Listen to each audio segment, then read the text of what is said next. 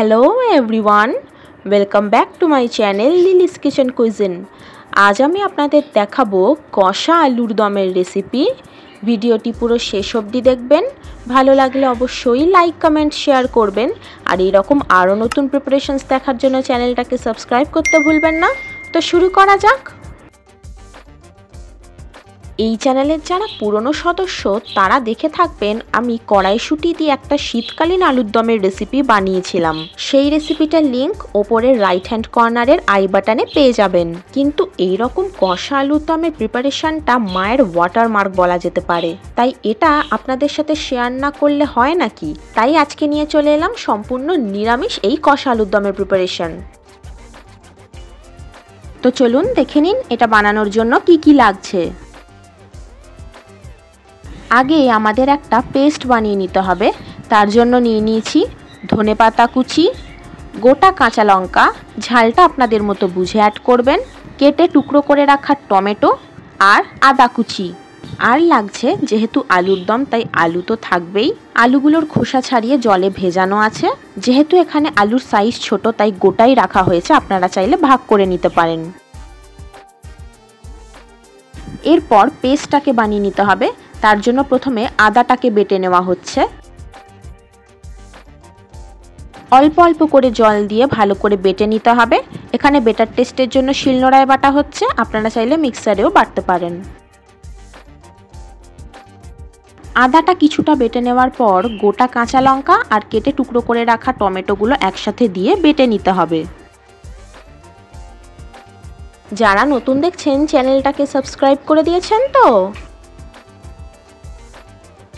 শিলনোড়ায় বাটনা butter সময় একদম অল্প অল্প করে জল দিয়ে কিন্তু পেস্ট করতে হয়।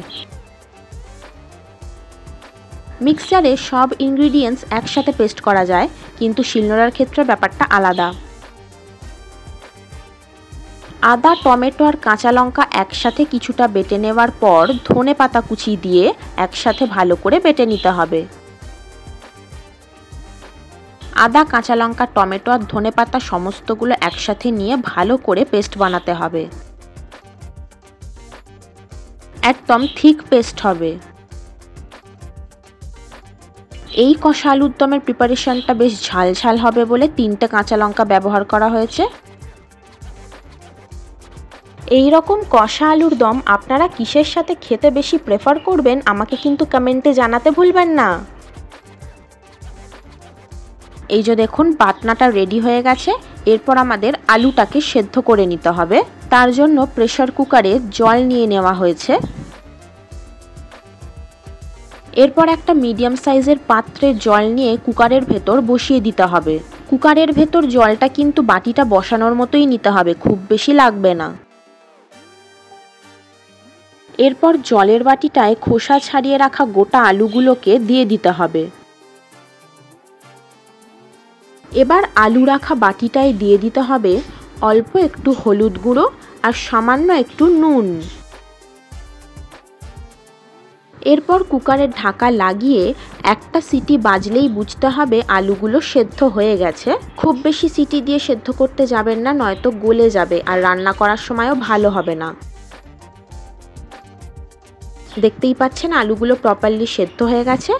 এরপর কাঁটা চামচের সাহায্যে আলুগুলোর গায়ে ফুটো করে দিতে হবে এভাবে, যাতে রান্নার সময় ভেতরে মশলাগুলো যায়।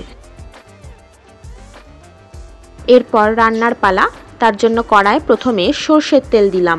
তেলটা গরম হয়ে গেলে দিয়ে দিতে হবে গোটা জিরে। ফোড়নটা একটু ভাজা ভাজা মতো হয়ে গেলে সেদ্ধ করে রাখা আলুগুলোকে একটা একটা করে কড়ায় ছেড়ে দিতে হবে।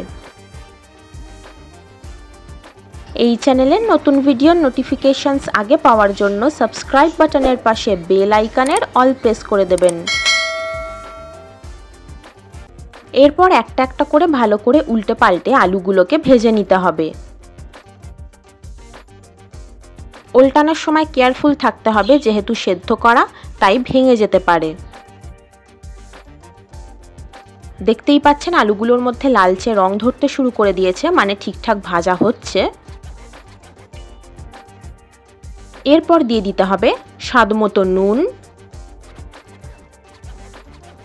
এই রকম কষিয়ে রান্না করা আলুর দম কাদের ফেভারিট আমাকে কমেন্টে জানাবেন। এবার দিয়ে দিতে হবে লঙ্কা গুঁড়ো আর পরিমাণ মতো চিনি। কেউ চাইলে এখানে কাশ্মীরি লঙ্কা গুঁড়ো ব্যবহার করতে পারেন। এবার ধনেপাতা, কাঁচা লঙ্কা, টমেটো আর আদা কুচি দিয়ে যে পেস্টটা বানানো হয়েছিল সেটা দিয়ে দেব। এরপর নেড়ে ছেড়ে মশলাগুলো আলুর সাথে ভালো করে কষে নিতে হবে। অনেকক্ষণ ভালো করে টানা নেড়ে যেতে হবে যতক্ষণ না একটা শুকনো ভাব বা ড্রাইনেস চলে আসছে। এরপর পেস্টের স্টক অ্যাড করে দেব। আলুর দমের এই রেসিপিতে যেহেতু হলুদ গুঁড়ো পড়েনি তাই জন্য কালারটা একটু শ্যাওলা শ্যাওলা মতো হবে। কারোর যদি বেশি ঝোল পছন্দ সেক্ষেত্রে তারা এই প্রিপারেশনটা গ্রেভি গ্রেভি বানাতেই পারেন, তবে এই কষা আলুর দমের টেস্টটা আলাদাই আসে। যারা এখনো চ্যানেলটাকে সাবস্ক্রাইব করেননি দেরি কিসের, ঝটপট করে ফেলুন। এবার সামান্য আরেকটু জল অ্যাড করতে হবে।